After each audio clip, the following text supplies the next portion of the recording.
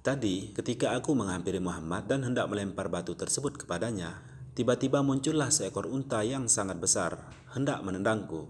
Dan aku amat terkejut karena belum pernah melihat unta yang sebesar itu seumur hidupku. Sekiranya aku teruskan niatku itu, maka aku akan mati ditendang oleh unta tersebut.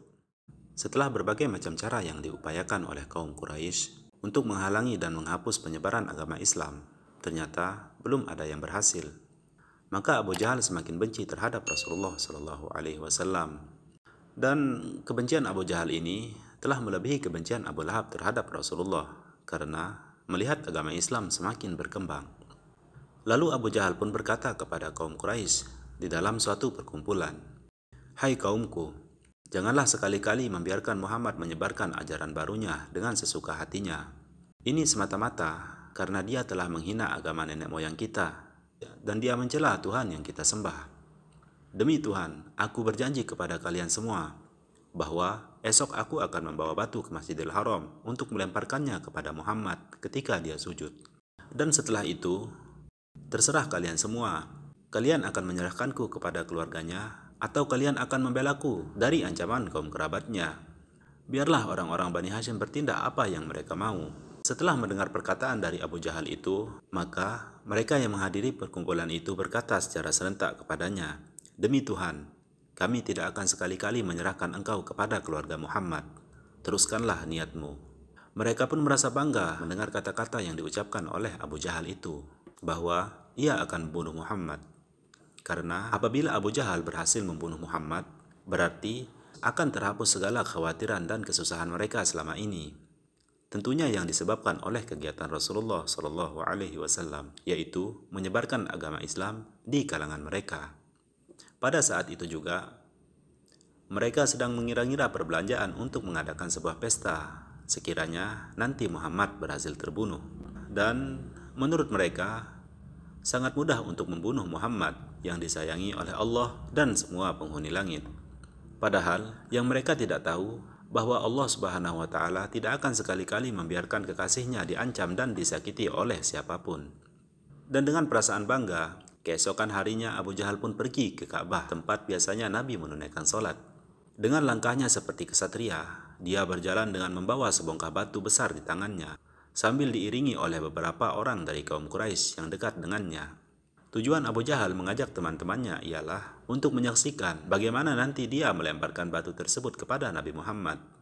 Dan sepanjang perjalanan, Abu Jahal pun membayangkan bagaimana keadaan Nabi Muhammad nanti setelah ia melemparkan batu tersebut. Sehingga dia tersenyum sendirian ketika dia membayangkan Nabi ditimpa batu itu dan tidak akan bergerak lagi. Dan Abu Jahal juga membayangkan bagaimana kaum Quraisy akan menyambutnya sebagai pahlawan yang telah berhasil membunuh musuh nomor satu mereka. Sesampainya Abu Jahal di perkarangan Masjidil Haram, maka ia melihat Rasulullah baru saja sampai dan hendak melaksanakan sholat. Pada ketika itu, Nabi Shallallahu Alaihi Wasallam tidak menyadari akan kehadiran Abu Jahal dan teman-temannya di sana. Dan Nabi pun tidak pernah terfikir apa yang akan dilakukan oleh Abu Jahal terhadap dirinya pada hari itu. Seketika saja Abu Jahal melihat Rasulullah Shallallahu Alaihi Wasallam telah memulai sholatnya. Lalu dia berjalan perlahan-lahan dari arah belakang menuju ke Rasulullah.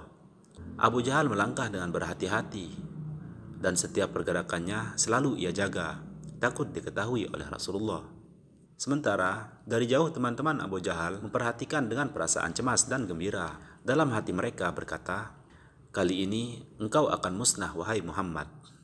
Begitu Abu Jahal hendak mendatangi Rasulullah dan akan melemparnya dengan batu tersebut, tiba-tiba secepat kilat dia mundur ke belakang dan batu yang dipegangnya itu pun jatuh. Mukanya yang tadi merah kini berubah menjadi pucat. Sementara teman-temannya yang amat bergairah untuk melihat Nabi Muhammad terbunuh, tiba-tiba tercengang dan saling melihat satu sama lain. Kaki Abu Jahal pun seolah-olah terpaku, dia tidak dapat melangkah walau selangkah pun. Melihat keadaan itu, lalu teman-temannya segera menarik Abu Jahal sebelum Rasulullah mengetahui keadaan mereka. Sedangkan Abu Jahal masih heran dengan kejadian yang dialaminya. Sebelum Abu Jahal sadar dari kejutan peristiwa yang menimpa dirinya tadi, teman-temannya tidak sabar untuk mengetahui apakah sebenarnya yang terjadi. Lalu teman-temannya bertanya kepadanya, "Apakah sebenarnya yang terjadi kepada engkau wahai Abu Jahal?" "Mengapa engkau tidak melemparkan batu itu kepada Muhammad ketika dia sedang sujud?" Pada saat itu, Abu Jahal tetap membisu dan teman-temannya semakin heran. Abu Jahal yang mereka kenal selama ini adalah seorang yang lantang berpidato dan menyumpah serapah Nabi Shallallahu Alaihi Wasallam. Namun saat ini, tiba-tiba saja dia membisu. Pada saat itu, Abu Jahal masih terbayang akan kejadian yang baru menimpanya. Dia seolah-olah tidak percaya dengan apa yang ia lihat. Malah, dia sendiri tidak menyangka hal yang serupa akan berulang menimpa dirinya. Kejadian yang serupa pernah menimpa Abu Jahal sewaktu Rasulullah pergi ke rumahnya. Ketika seorang Nasrani mengadu kepada Rasulullah bahwa Abu Jahal telah merampas hartanya. Pada masa itu juga, Abu Jahal tidak berani berkata kepada Rasulullah ketika ia melihat 2 ekor harimau menjadi pengawal pribadi Rasulullah. Kemudian setelah mereka menanyai Abu Jahal dengan berbagai macam pertanyaan, maka Abu Jahal pun mulai bersuara dengan ucapan, "Wahai sahabatku, sebagai pengetahuan kalian semua, tadi ketika aku menghampiri Muhammad dan hendak melempar batu tersebut kepadanya, tiba-tiba muncullah seekor unta yang sangat besar hendak menendangku. Dan aku amat terkejut karena belum pernah melihat unta yang sebesar itu seumur hidupku. Sekiranya aku teruskan niatku itu, maka aku akan mati ditendang oleh unta tersebut. Oleh karena itulah aku mengurungkan dan membatalkan niatku." Lalu teman-teman Abu Jahal merasa kecewa dengan penjelasannya itu. Mereka tidak menyangka orang yang selama ini gagah dan berkoar-koar akan membunuh Nabi Muhammad SAW, kini hanya tinggal kata-katanya saja. Orang yang selama ini diharapkan bisa membunuh Nabi Muhammad dan pengaruhnya, kini hanya sebatas omongannya saja. Setelah mendengar penjelasan dari Abu Jahal yang tidak memuaskan hati mereka itu, maka mereka pun berkata kepada Abu Jahal dengan perasaan kecewa, "Ya Abu Jahal, tadi ketika kamu mendekati Muhammad, kami memperhatikan engkau dari kejauhan. Akan tetapi kami tidak melihat unta yang engkau ceritakan itu. Bahkan bayangannya pun tidak kami lihat." Teman-teman Abu Jahal mulai ragu dengan segala keterangan yang diucapkan olehnya. Dan mereka menyangka bahwa Abu Jahal telah mengarang sebuah cerita yang dusta itu. Mereka mulai hilang kepercayaan terhadap Abu Jahal.